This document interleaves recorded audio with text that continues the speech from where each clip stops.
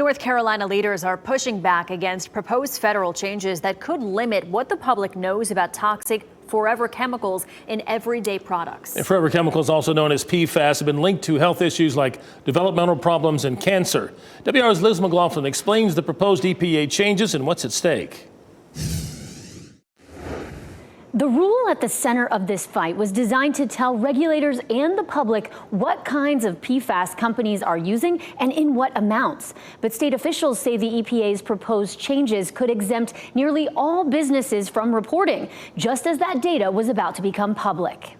North Carolina has lived with the consequences of hidden PFAS pollution for decades, and state reports showed the chemicals are now present in more than 300 drinking water systems statewide.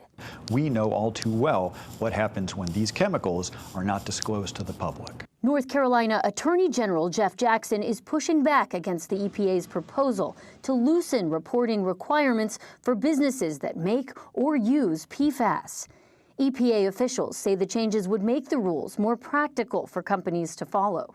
This is not reducing any burden on businesses. Businesses already have this information. They know what chemicals are going into the products. All this rule says is you have to share that information that you already have with the general public.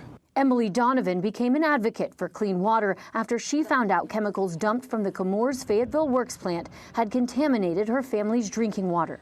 She says access to data is critical to protecting public health. Being able to track where the PFAS is coming from is one of the first steps in our ability to be able to protect ourselves from exposures. Environmental groups say similar gaps already exist at the state level.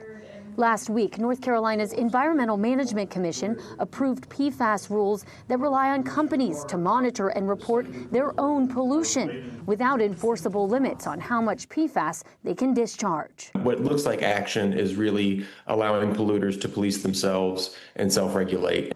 North Carolina is already suing chemical companies over PFAS contamination. State officials say access to reporting data could determine how future enforcement and cleanup efforts move forward.